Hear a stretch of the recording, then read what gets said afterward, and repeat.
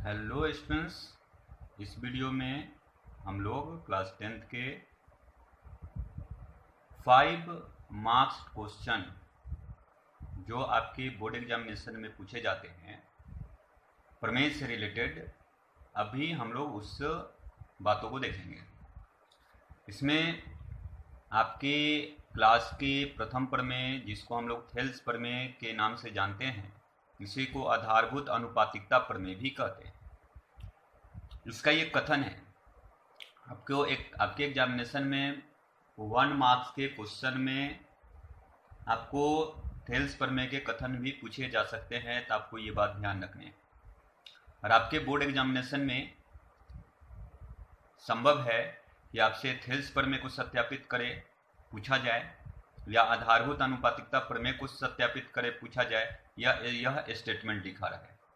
अगर थेल्स प्रमेय या आधारभूत अनुपातिकता प्रमेय को सत्यापित करे पूछा जाए तो आपको ये कथन लिखने पड़ेंगे। अगर कथन दिए हो तो आपको सीधे इसके बाद जो भी हमने काम किया है, इस थ्योरम को प्रूव करने के लिए जितने भी काम किए गए हैं उन सभी चीज़ों को करने होंगे।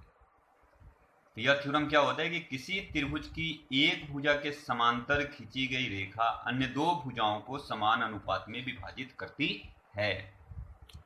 आपको इस फिगर में मैं दिखाता हूं कि क्या कहा जा रहा है कि किसी त्रिभुज में एक भुजा के समानांतर खींची गई रेखा, ये डीई रेखा जो है, एक डीई रेखा हमने इस त्रिभुज के बीसी भुजा के समानांतर खींचा है।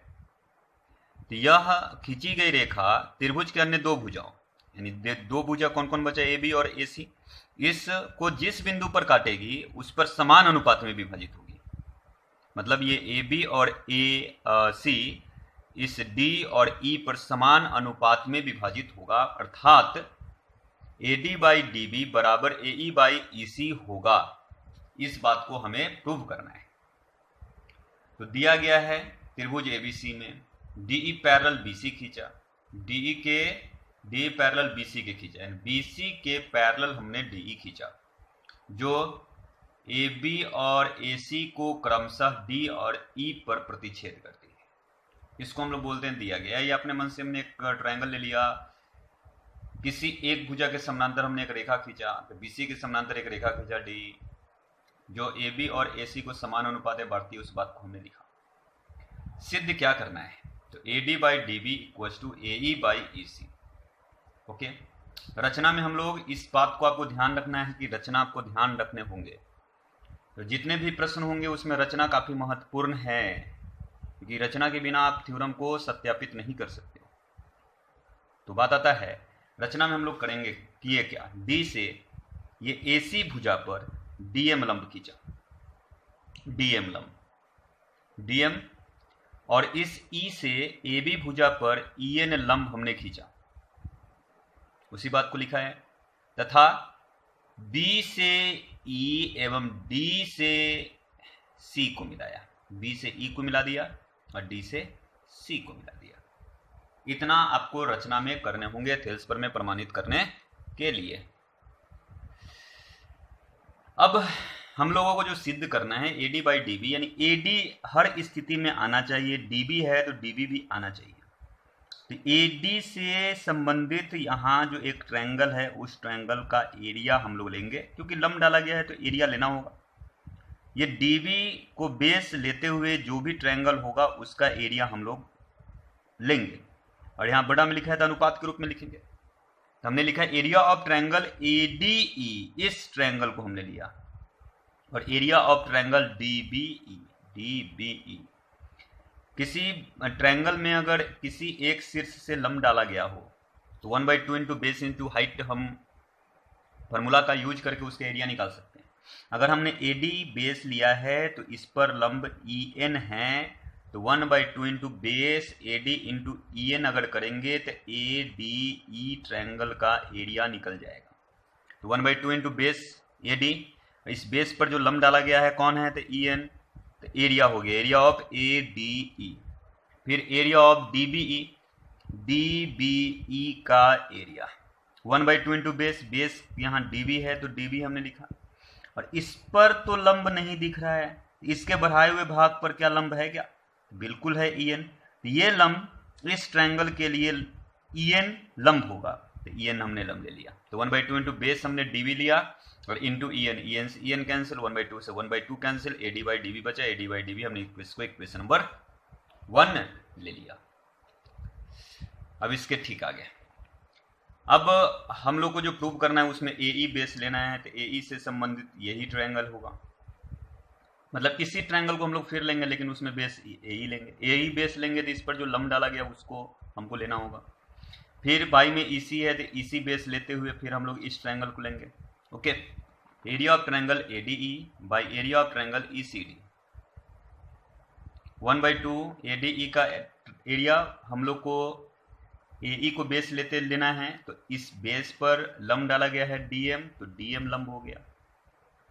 फिर नीचे वाला ट्रायंगल को हमने लिया ECD को, तो 1/2 बेस हमको लेना है EC, तो EC लिया, इस पर तो लंब है नहीं लेकिन इसके बढ़ाए हुए भाग पर जो लंब होगा वही लंब इस ट्रायंगल के लिए भी लंब होगा, यानी DM से DM कट गया, 1/2 से 1/2 कटा, तो AE बटा EC बचा, इसलिए हमारा इक्वेशन नंबर 2 हो गया। एक बात थोड़ा सा समझना है, ये दोनों समीकरण के अगर हम LHS पर अगर ध्यान दें, इसके अंश में जो ट्रायंगल लिखा हुआ है, इसके अंश में जो ट्रायंगल लिखा हुआ है, दोनों सेम है, लेकिन इसके हर वाला ट्रायंगल और इसके हर वाला ट्रायंगल का अगर बात करें तो दोनों सेम नहीं, तो नोमरेटर वाला तो वैल्यू सेम है, बट डिनोमिनेटर वाला अगर वैल्यू सेम हो जाए तो दोनों समीकरण का LHS बराबर हो जाएगा। जब दो समीकरण का LHS बराबर हो जाएगा तो RHS बराबर हो जाएगा, तो जो बात हमें प्रूफ करना है वो बात प्रूफ हो जाएगा।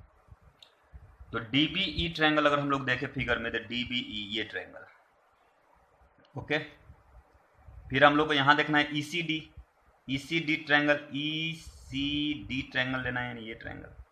अगर हम ये दोनों ट्रायंगल का अगर एक बात अगर हम लोग देख रहे हैं, तो दोनों में एक DE जो साइड है दोनों के लिए कॉमन, तो यानी कि इस ट्रायंगल के लिए भी और इस ट्रायंगल का एक कॉमन चीज दिख रहा है जो DE है, यानी DE भुजा ये दोनों ट्रायंगल में कॉमन है, और ये दोनों ट्रायंगल DE और BC समानांतर जो भुजा है उसके बीच है।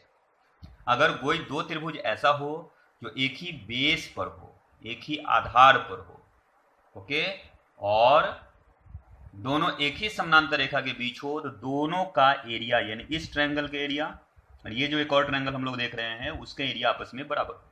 अर्थात इसी कथन को अगर हम लोग लिखे, तो चूंकि DBE एवं ECD का आधार DE पर है तथा समान समानांतर रेखा DE एवं BC के मध्य स्थित है, यानी बीच स्थित है, इसलिए इसके हर में और इसके हर में जो भी ट्रायंगल का एरिया दिया है ये भी बराबर होगा। अर्थात इस दोनों समीकरण का LHS बराबर हो गया, अर्थात दोनों समीकरण का RHS बराबर होगा। तो इस प्रकार दोनों समीकरण from equation 1 and 2 AD upon DB equals to AE upon EC, ये बात प्रूव करना है।